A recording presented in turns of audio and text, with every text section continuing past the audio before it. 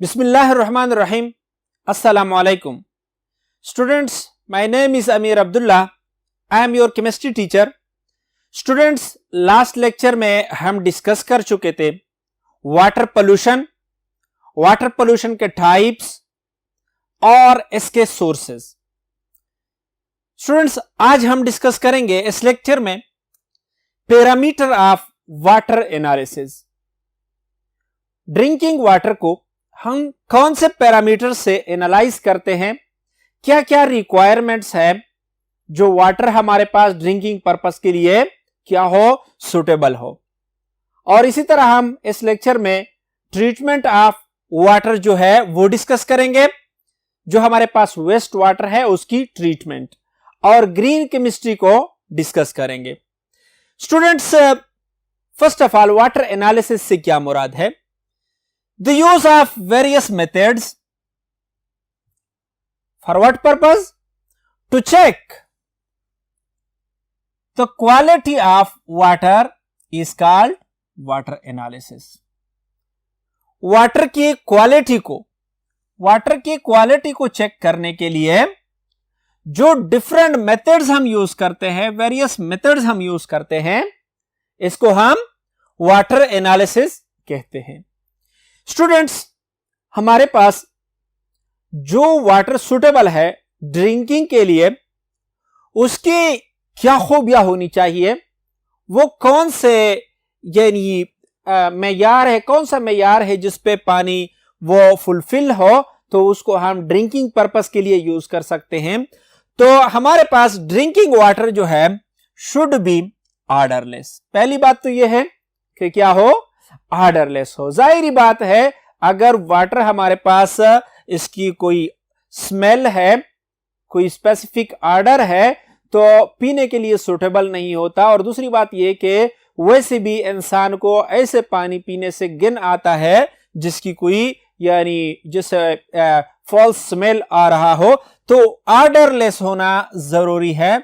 दूसरी इंपॉर्टेंट बात जो है वो ड्रिंकिंग वाटर के लिए टेस्टलेस होना जरूरी है और कलरलेस होना जरूरी है. यानी अगर पानी टेस्ट उसका कोई खास टेस्ट है, तो वो जरूरी बात है कि कोई इम्प्यूरिटीज की डिजॉल्व होने की वजह से उसका टेस्ट वो खराब हुआ होगा, कोई खास स्पेसिफिक टेस्ट देता होगा, या अगर उसका कलर जो है वो चेंज है, तो जरूरी बात है कि किसी पॉल्यूटेंट्स की वजह से, कोई इंप्योरिटी की डिसोल्यूशन की वजह से उसका कलर चेंज हुआ होगा, या उसकी ऑर्डर अगर हमारे पास चेंज है, तो ये सारी चीजें इंडिकेट करती है कि इस वाटर में कुछ पॉल्यूटेंट्स मौजूद हैं, और इसी पॉल्यूटेंट्स की वजह से वो उसका स्पेसिफिक ऑर्डर बना हुआ है, या उसका टेस्ट या उसका कलर जो है वो चेंज है. तो ड्रिंकिंग वाटर के लिए जरूरी है कि ये ऑर्डरलेस हो, टेस्टलेस हो और कलरलेस हो. दूसरी इंपॉर्टेंट बात यह है कि इसमें टर्बिडिटी काजिंग एजेंट्स मौजूद ना हो, यानी ऐसे ऑर्गेनिक या इनऑर्गेनिक कंपाउंड्स मौजूद ना हो, ऐसे हमारे पास सॉलिड सब्सटेंसेस मौजूद ना हो जो क्या काज करते हैं, जो टर्बिडिटी काज करते हैं, टर्बिडिटी काजिंग एजेंट से फ्री हो. और अगर बिलफर्ज कुछ सब्सटेंसेस इसमें मौजूद है, तो इसकी कंसंट्रेशन 10 ppm से क्या हो, ज्यादा ना हो. जो टर्बिडिटी काजिंग एजेंट्स होते हैं, तो उसकी कंसंट्रेशन 10 ppm से कम हो, ज्यादा ना हो. इसी तरह ड्रिंकिंग पर्पस के लिए जो वाटर हम यूज करते हैं, ये free from disease causing bacteria हो, इसमें डिजीज काजिंग बैक्टीरिया ना हो, और साथ साथ इसकी पीएच जो है यानी ये एसिडिक ना हो, और बल्कि क्या हो, स्लाइटली अल्कलाइन हो, यानी 7 से लेकर 8 तक इसका पीएच हो. तो इस किस्म की क्वालिटी रखने वाली पानी को हम ड्रिंकिंग पर्पस के लिए यूज कर सकते हैं. लेकिन अगर क्या हो, हमारे पास वाटर की क्वालिटी इससे मुख्तलिफ हो, यानी इसका कोई स्मेल हो, इसका कोई स्पेसिफिक टेस्ट हो, या कलर्ड हो, या इसमें कोई टर्बिडिटी काजिंग एजेंट्स डिसॉल्व्ड हो, या इसमें कोई ऐसे माइक्रो ऑर्गेनिज्म हो जो डिजीज काज कर सके, या इसकी पीएच जो है वो लो हो, एसिडिक हो, तो ऐसे पानी को हम अवॉइड करते हैं, ड्रिंकिंग पर्पस के लिए यूज नहीं कर सकते। तो स्टूडेंट्स वो कौन से पैरामीटर है जिसके जरिए हम डिसाइड करते हैं वाटर के ड्रिंकिंग के लिए हमारे पास सुटेबल है या नहीं? Parameter which decide whether or not the water is fit for drinking include, यानी क्या क्या चीजें हम देखते हैं इसमें? हम बायोलॉजिकल ऑक्सीजन डिमांड और केमिकल ऑक्सीजन डिमांड को, यानी जिसको हम सिंपली BOD COD से रिप्रेजेंट करते हैं, एब्रीवेट करते हैं। तो biological oxygen demand, chemical oxygen demand, और इसी तरह हमारे पास टोटल ऑर्गेनिक कार्बन्स जो है या इसमें टोटल डिसॉल्व्ड सॉलिड हम देखते हैं। तो ये अमाउंट्स अगर रिकमेंडेड मकदार से ज्यादा है, यानी जो ये इंडिकेट करते हैं जिन चीजों को, तो या टोटल सस्पेंडेड सॉलिड, इसी तरह या pH जो है हम ऑब्जर्व करते हैं, इसके ऑर्डर, टेस्ट और कलर को ऑब्जर्व करते हैं। तो ये वो पैरामीटर्स है जिनके जरिए हम डिसाइड करते हैं कि ये वाटर जो है वो ड्रिंकिंग पर्पस के लिए गुड है या नहीं है। तो स्टूडेंट्स इन पैरामीटर्स पर हम क्या करते हैं? एनालिसिस करते हैं किस चीज की? वाटर की क्वालिटी की। उनमें हम बायोलॉजिकल ऑक्सीजन डिमांड और केमिकल ऑक्सीजन डिमांड के थ्रू उस यानी एक स्पेसिफिक रिकमेंडेड अमाउंट हम देखते हैं ऑर्गेनिक कंपाउंड्स की, और इसी तरह हम उसमें टोटल ऑर्गेनिक कार्बन की या डिसॉल्व्ड सब्सटेंसेस की, और ये रिकमेंडेड अमाउंट हम इवैल्यूएट करते हैं। इसी तरह स्पेसिफिक pH इवैल्यूएट करते हैं। तो हमारे पास क्या है? अगर इन पैरामीटर पर क्या है, ये वाटर फुलफिल है तो वो ड्रिंकिंग पर्पस के लिए यूज करते हैं। अगर इसमें कोई पॉल्यूटेंट्स मौजूद है और वो इन पैरामीटर्स के रिकमेंडेड मकदार से वो पॉल्यूटेंट्स क्या है, ज्यादा है, तो उसकी हम क्या करते हैं? बाकायदा ट्रीटमेंट करते हैं, उसको हम उसकी सफाई करते हैं डिफरेंट स्टेप्स से, और उसको हम ड्रिंकिंग के लिए मौजू बनाते हैं। स्टूडेंट्स देखते हैं कि वेस्ट वाटर ट्रीटमेंट में कौन कौन से मराहिल शामिल है, किन किन मराहिल के थ्रू हम वेस्ट वाटर ट्रीटमेंट करते हैं और उसको प्यूरिफाई करते हैं। आइए नेक्स्ट बोर्ड पे देखते हैं। Students waste water treatment study करते हैं। देखो स्टूडेंट्स, वाटर फ्रॉम लेक और river that must meet the quality of drinking water undergoes purification treatment। जो पानी हमें लेक से या रिवर से हासिल होती है, उनकी वाटर को हम ड्रिंकिंग वाटर की लेवल पे, उसकी क्वालिटी पे लाने के लिए उसकी प्यूरिफिकेशन करते हैं, और प्यूरिफिकेशन के लिए जो स्टेप्स यूज होते हैं हम वो डिस्कस करते हैं। देखो स्टूडेंट्स, फर्स्ट ऑफ ऑल हम वाटर की क्या करते हैं? फिल्ट्रेशन करते हैं। क्यों? Water passed through filter, filter पर इसको गुजारते हैं, और इसमें मौजूद जो फ्लोटिंग मटेरियल होते हैं, जो अनडिसॉल्व्ड होते हैं, उनको हम रिमूव करते हैं। यानी हमारे पास फर्स्ट ऑफ ऑल हम क्या करते हैं? जो स्टेप हम यूज करते हैं वाटर ट्रीटमेंट के लिए, वेस्ट वाटर ट्रीटमेंट के लिए, तो वो क्या है? फिल्ट्रेशन है। और फिल्ट्रेशन के दौरान हम वो सब्सटेंसेस रिमूव करते हैं, जो क्या हो, वो मटेरियल रिमूव करते हैं जो फ्लोटिंग कर रहे हो, जो अनडिसॉल्व्ड हो, यानी वाटर में वो डिसॉल्व्ड ना हो, तो जो सॉलिड हो, जो हमें दिखाई दे सके, जो फिल्ट्रेशन के जरिए उसको हम रिमूव कर सके। तो फर्स्ट स्टेप में हम क्या करते हैं? उसको रिमूव करते हैं, वाटर को फिल्टर करते हैं। अब देखो, कुछ सब्सटेंसेस स्टूडेंट इस तरह होते हैं कि वो फिल्ट्रेशन से, सिंपल फिल्ट्रेशन से रिमूव नहीं होते, यानी ऐसे डिसॉल्व्ड सब्सटेंसेस होते हैं। तो उसके लिए हम यूजिंग फ्लैकुलेटिंग एजेंट्स, जो हमारे पास फाइन कोलाइडल पार्टिकल होते हैं और जिसने वाटर को टर्बिड किया होता है, उसकी रिमूवल के लिए हम फ्लैकुलेटिंग एजेंट्स यूज करते हैं। फ्लैकुलेटिंग एजेंट्स हमारे पास क्या है?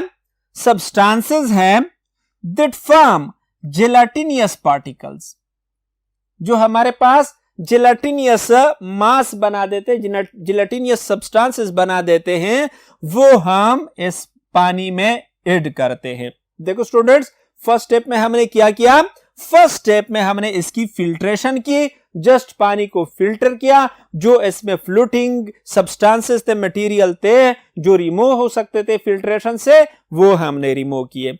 उसके बाद हमने क्या किया, इसको फ्लोकुलेटिंग एजेंट्स के साथ ट्रीट किया, और फ्लोकुलेटिंग एजेंट्स के साथ मतलब मोस्टली हम AlSO4 और कैल्शियम हाइड्रोक्साइड यूज करते हैं, ये प्रेसिपिटेट बनाते हैं, और this precipitate traps both inorganic solvents जो कोलाइडल होते हैं पार्टिकल्स, और बैक्टीरिया को भी क्या करते हैं, ट्रैप कर देते हैं in large card like particles, gelatinous, इसी तरह विस्कस मास बन जाता है जिसमें ट्रैप हो जाते हैं बैक्टीरिया भी और इनऑर्गेनिक सॉलिड्स भी। जब हम क्या करते हैं, इसको फ्लोकुलेटिंग एजेंट्स के साथ ट्रीट करते हैं वाटर को, तो हमारे पास कार्ड लाइक पार्टिकल्स बन जाते हैं, एक जिलेटिनियस मास बन जाती है, सब्सटेंसेस बन जाते हैं, और इस जिलेटिनियस मास में इनऑर्गेनिक सॉलिड्स पार्टिकल भी और बैक्टीरिया भी क्या हो जाते हैं, ट्रैप हो जाते हैं। फिर हम क्या करते हैं, इसको पास करते हैं सैंडपेपर और चारकोल पे, इसको हम क्या करते हैं, पास करते हैं, और the gelatinous form precipitate removed by filtration through sandbeds और चारकोल। जब हम इसको चारकोल पर से गुजारते हैं तो जो हमारे पास अब जेलाटिनियस मास होता है वो क्या हो जाता है, वो रिमूव हो जाता है, यानी इसको हम सैंडबेड या जेलाटिनियस जो हमारे पास क्या है चारकोल है, इस जेलाटिनियस मास को, इस बड़े बड़े पार्टिकल को जिसमें बैक्टीरिया भी ट्रैप्ड होते हैं, कोलाइडल पार्टिकल भी ट्रैप्ड होते हैं, इस पर से गुजारते हैं, और वाटर को जब हम फिल्टर करते हैं तो ये मास यहां पर रह जाता है। नेक्स्ट स्टेप में हम क्या करते हैं, इसकी क्लोरीनेशन करते हैं। स्टूडेंट्स, क्लोरीन पास करते हैं। द फिल्ट्रेटेड वाटर जो है, ये वाटर जो हमने फिल्टर किया, इस पर हम क्लोरीन बबल करते हैं। Is treated with chlorine to kill what, bacteria and other microbes. हम यानी देखो फर्स्ट स्टेप में हमने इसको फिल्टर किया, वाटर को जब फिल्टर किया तो इसमें जो बड़े बड़े सब्सटेंसेस थे वो क्या हो गए, ट्रैप हो गए, और ये वाटर हमारे पास जो हासिल हुआ इसमें कुछ सस्पेंडेड कोलाइडल पार्टिकल्स थे, और इसमें मौजूद बैक्टीरिया और माइक्रो ऑर्गेनिज्म थे, क्योंकि ये क्या है, वेस्ट वाटर है। तो अब इसको हमने क्या किया, इसको हमने फ्लोकुलेटिंग एजेंट्स के साथ ट्रीट किया, और ये क्या हो गए, ये इसी तरह कार्ड लाइक बिगर पार्टिकल में कन्वर्ट हो गए, ट्रैप हो गए। इस पर को जब हमने चारकोल पर से गुजारा तो ये मास जो था, कार्ड लाइक मास जो था, वो यहां पर रह गया, और ये फिल्ट्रेटेड वाटर जो है इसमें मौजूद जो microbes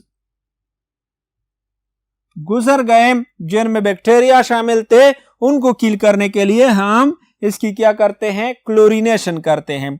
the filtrated water is treated with chlorine to kill bacteria and other microbes. Chlorine is widely used method to disinfect water for longer duration. क्या करते हैं, वाटर को क्लोरीन के साथ रिएक्ट करते हैं, ट्रीट करते हैं, हमारे पास HCl हाइड्रोजन क्लोराइड और हाइपोक्लोरस एसिड प्रोड्यूस होता है। HOCl जो है ये अनस्टेबल है, और ये कन्वर्ट हो जाता है किस चीज में, HCl में, और नेसेंट ऑक्सीजन प्रोड्यूस करता है, और ये नेसेंट ऑक्सीजन ऑक्सीडाइज कर लेता है यहाँ पर मौजूद माइक्रो ऑर्गेनिज्म बैक्टीरिया वगैरह जो हो, तो उसको ऑक्सीडाइज कर लेते हैं। नेक्स्ट देखो, नेक्स्ट स्टेप में हम क्या करते हैं students, aeration. Water is aerated to improve its taste and odour. अब ये वाटर जिसमें हमारे पास ना तो बड़े बड़े सस्पेंडेड फ्लोटिंग पार्टिकल्स मौजूद है, ना इसमें हमारे पास डिसॉल्व्ड कोलाइडल सब्सटेंसेस मौजूद है, ना इसमें माइक्रो ऑर्गेनिजम्स मौजूद है, तो इसकी टेस्ट को बेस्ट बनाने के लिए और इसकी ऑर्डर को इंप्रूव करने के लिए हम क्या करते हैं, एरिएशन करते हैं। और हमारे पास लास्ट स्टेप जो है उसमें हम क्या करते हैं, फ्लोरिनेशन करते हैं। A fluoride compound is added in some plants for what purpose, to help fight tooth DK.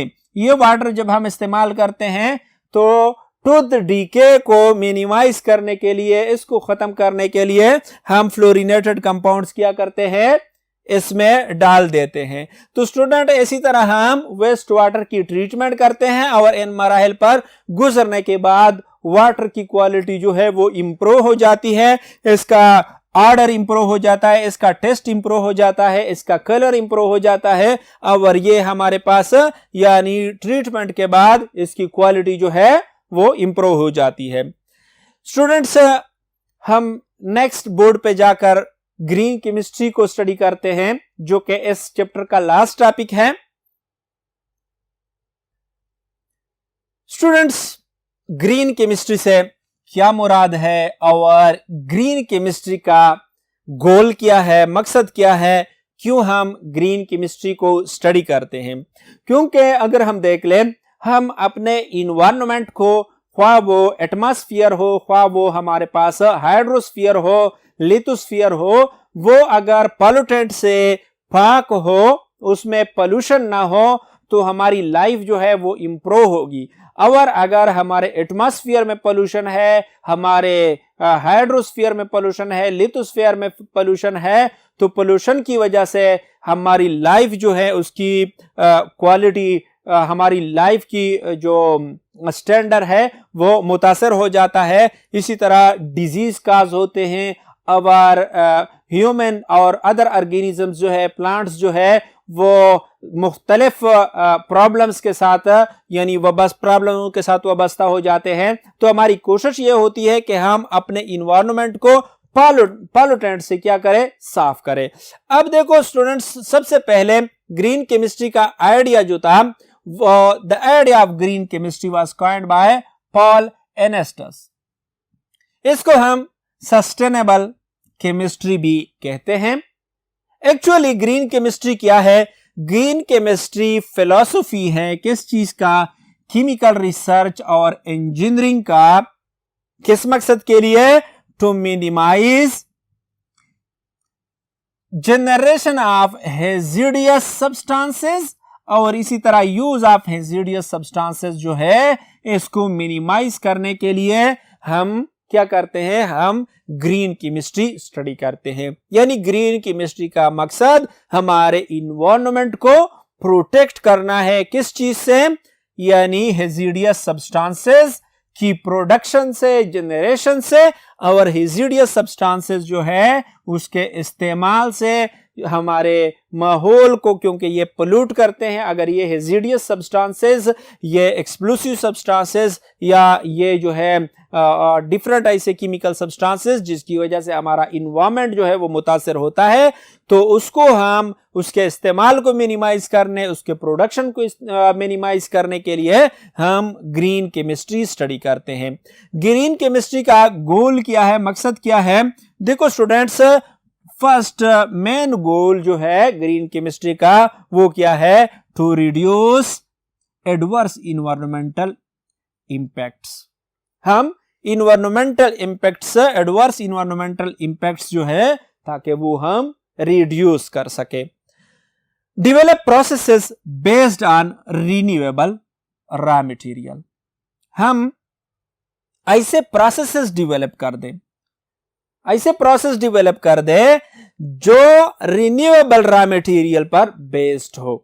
क्योंकि अगर हमारे पास डिफरेंट प्रोडक्ट्स की प्रोडक्शन के लिए रॉ मटेरियल ऐसा यूज हो रहा हो जो क्या हो, नॉन रिन्यूएबल हो, तो क्या होगा? एक वक्त के बाद वो रॉ मटेरियल कंज्यूम हो जाएगा।